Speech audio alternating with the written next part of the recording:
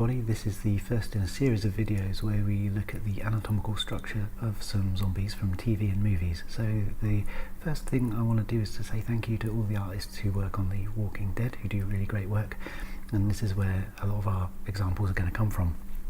In this episode I'm going to show you the groundwork that went into producing this sketch and give you an example of how you can use anatomy to help you invent and design characters. So let's get started. Okay, let's take a look at this zombie. We've got missing nasal cartilage, we've got no lips, we've got some kind of trauma to the jaw here, so we'll think about that. I think it's been knocked sideways a little bit. Something curious happening with the teeth as well there. You're seeing the teeth and the root of the tooth, but then we're going into the whole chin area here, so it might be that the chin has been kind of bashed down and the teeth are kind of stayed where they were in a sense, so they're kind of slightly unplugged. Not sure, we'll have a look. Anyway, we're not here to diagnose him, I think it's too late for that. We'll look at the brow and the eye sockets and the cheekbones and the cranium, and that's going to tell us quite a lot about how the head's constructed. We've got the neck to consider a little bit here and a little bit of the sternum area. So before we do that, I would like to just work on a quick idea of a skull, a schematic kind of skull in roughly a similar position to this guy. Okay, so just gonna rough and ready put this in.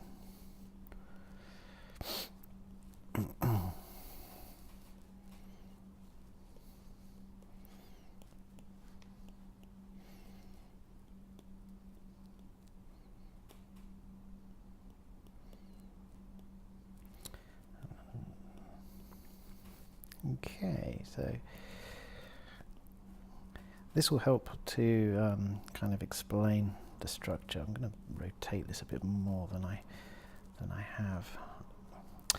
This is going to help explain the structure of the head quite well, and it's an interesting kind of case study.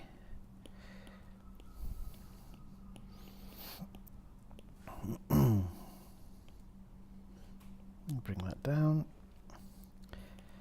Go back in on another layer and let's just build it out. So the first thing I want to consider is the line across the top of the eye sockets, the brow, and then the point at which the head turns a corner, as it were. And so we're looking for the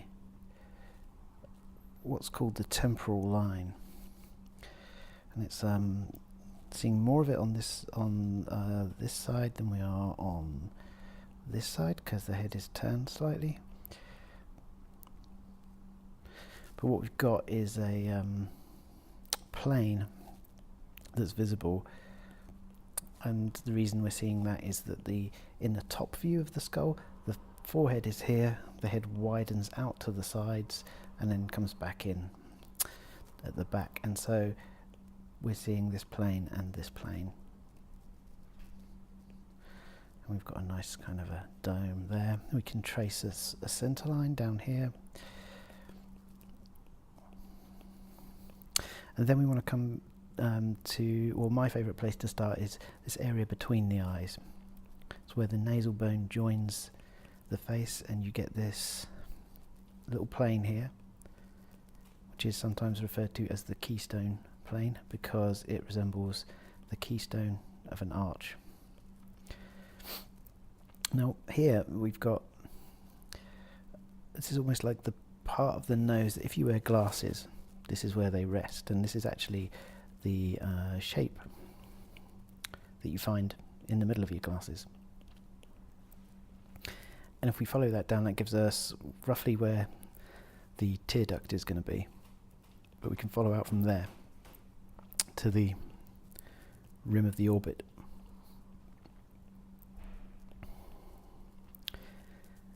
and the nasal bone is going to be here.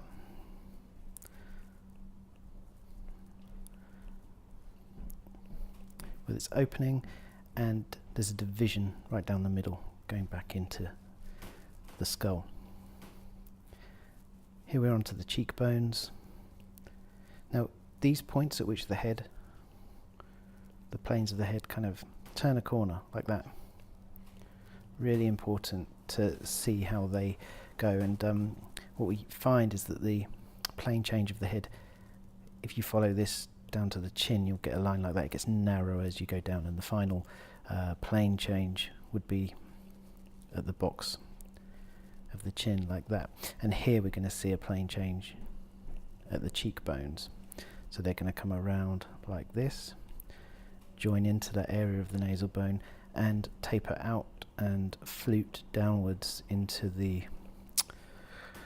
dental arch, where we're going to get the teeth and that whole structure. There's going to be the formation of the lips and the kind of muzzle of the mouth. It's a really important one to understand.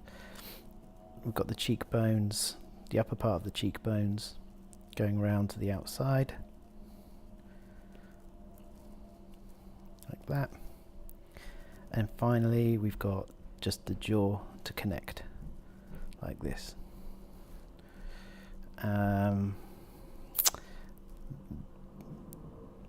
After that, we just want to put an indication of the neck in, and we're going to have a angle between the two collarbones like that.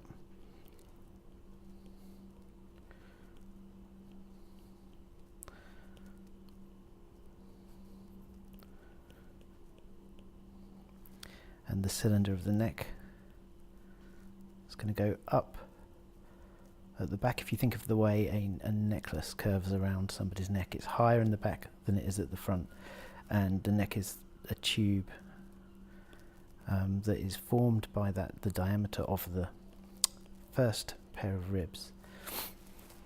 So that gives us a pretty good basis for our zombie analysis. Now we can go from here to looking a bit more closely at what this particular guy has going on. So one thing you can see on this image is, we can probably turn that layer off. One thing you see in this image is the thickness of the brow, or the edge of the orbit. We can see this plane that I was talking about between the eyes. It's covered by skin, so it has a thickness. So what we're dealing with is the way that bony form is, has a character of its own, but it's also attenuated and muffled a little bit by the tissues that are layered on top of it. So here's those cheekbones coming down from the side. So let's see if we can look at this and add some bit of nuance to our version over here. So it's going to come, we're going to have this brow, so this edge of the orbit, excuse me. What you have on top, just above the orbits, is a kind of ridge.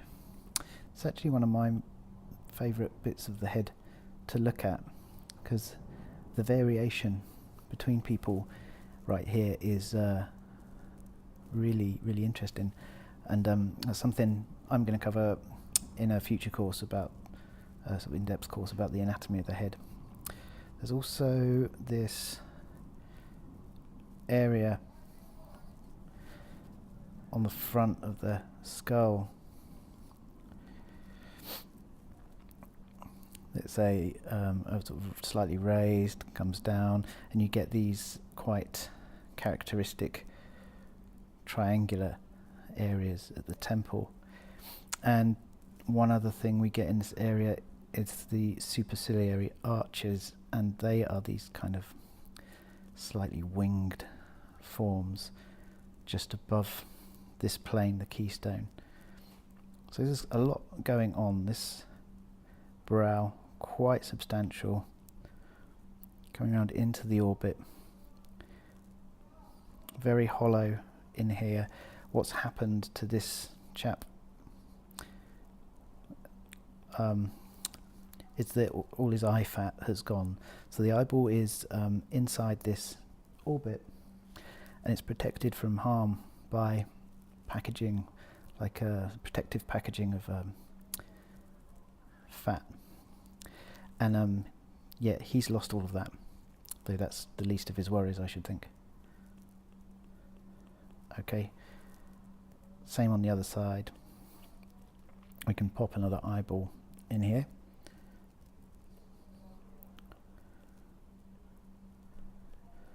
And then bring that brow, that edge, the upper margin of the orbit over like this.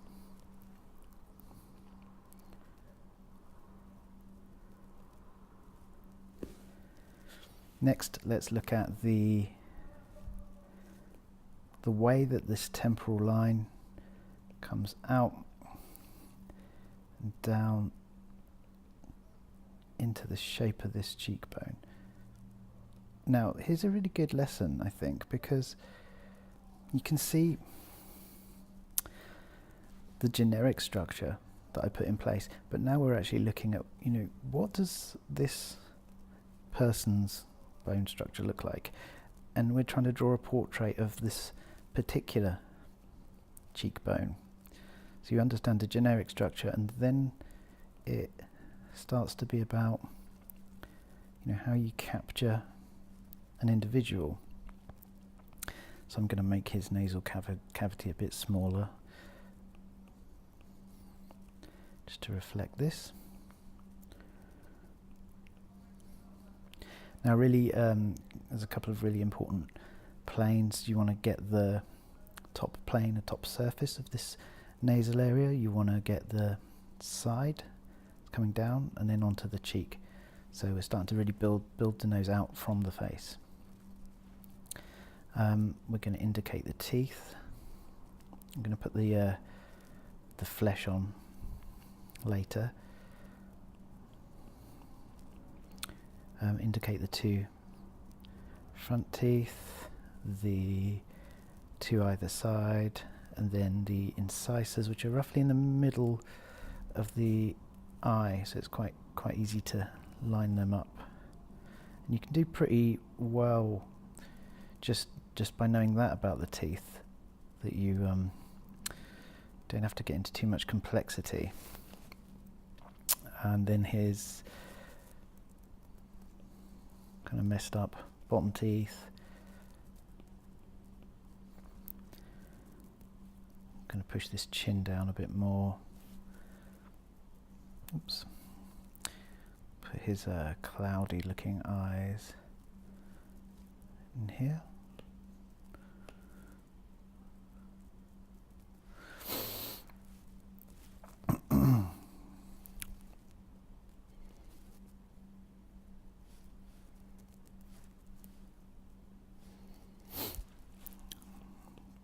So bottom teeth kind of unplugged, and the chin to here.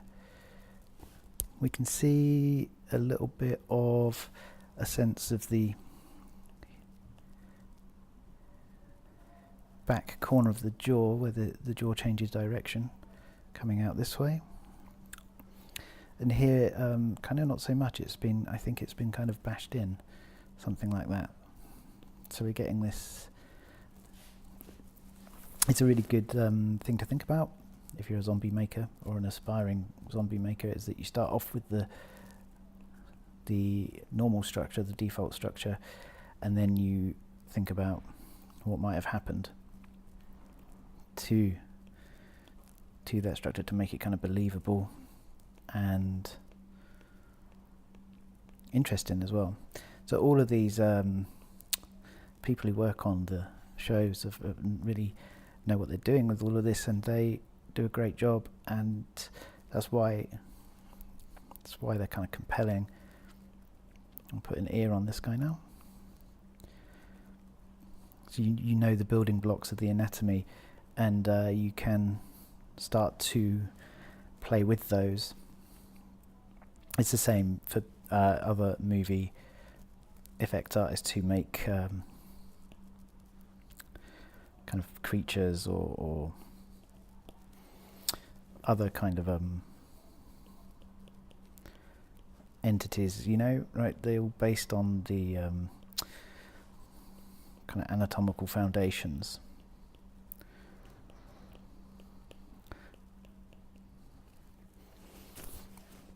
All right, finally, we'll add a little bit more, thinking about how, you know, this guy has lost his lips. Seems to happen, you look at a lot of the zombie specimens that we'll cover, this is a common outcome, a zombie outcome that you see, is that they lose their lips, and after a while the nasal cartilage goes the same way, you know. You see this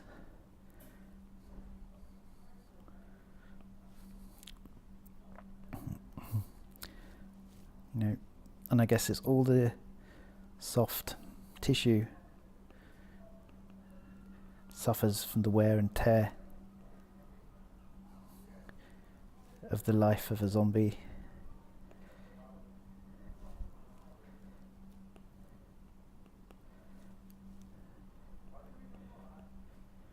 And then here's the eyes, these kind of sunken eyes. Now actually it's not just in zombies that you see this kind of sunken effect.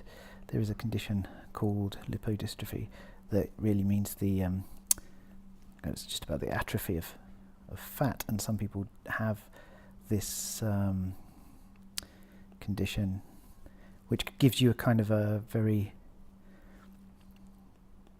gaunt skeletal look.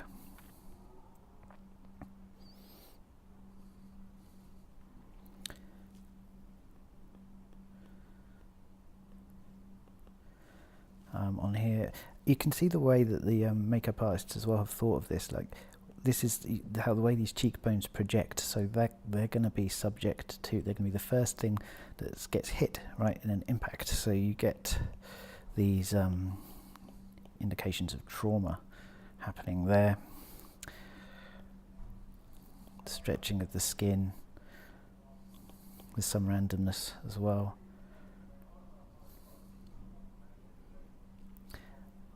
Likewise in conventional film makeup, when somebody is kind of injured in a fight or something, you see like the cut happening along that intersection between the bone and the nasal cartilage. So makeup artists have to know their anatomy too. So that question of like what makes something look real, what makes it look kind of believable. And all this stuff is just, you know, once you've got the basic structure, you can kind of do, this is where you can just work on things how you want, and it's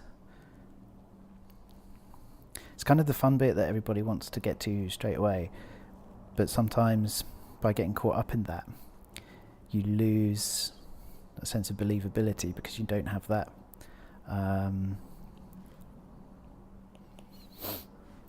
that basic understanding of the structure underneath to guide you. So it's really worth putting in the time. However, what I'm showing you here is a way that you can kind of do both at once. You can study your anatomy, and you can study your if you're interested in movies or games, you can study it from those sources, and it's a kind of like a reverse engineering project.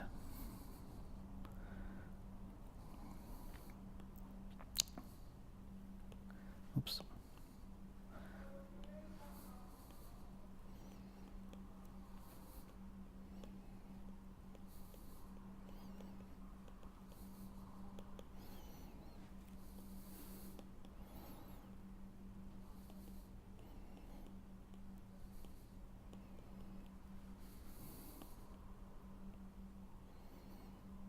Okay, so that is about it for our first lesson in zombie anatomy. Hope you've enjoyed it. I'm going to do a few more of these.